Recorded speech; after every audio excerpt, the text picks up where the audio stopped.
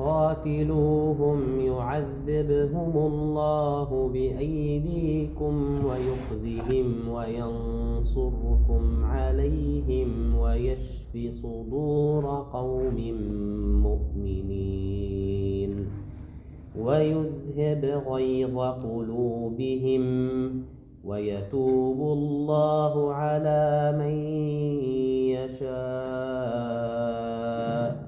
والله عليم حكيم.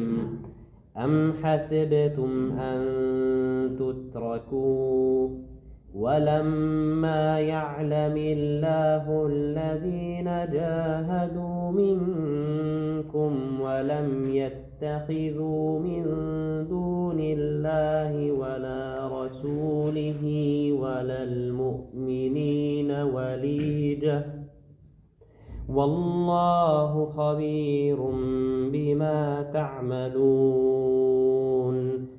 ما كان للمشركين أن يعمروا مساجد الله شاهدين على أنفسهم بالكفر أولئك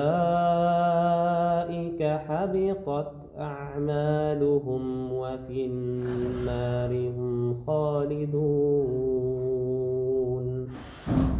إنما يعمر مساجد الله من آمن بالله واليوم الآخر وأقام الصلاة وآتى الزكاة ولم يخش إلا الله فعسى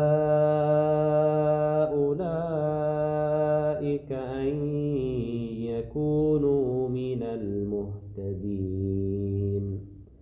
أجعلتم سقاية الحاج وعمارة المسجد الحرام كمن آمن بالله واليوم الآخر وجاهد في سبيل الله لا يستوون عند الله والله لا يهدي القوم الظالمين.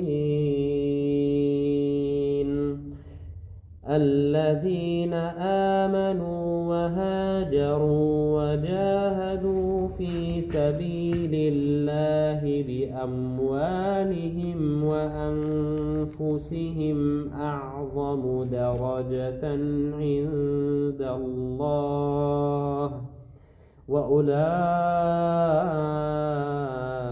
هم الفائزون.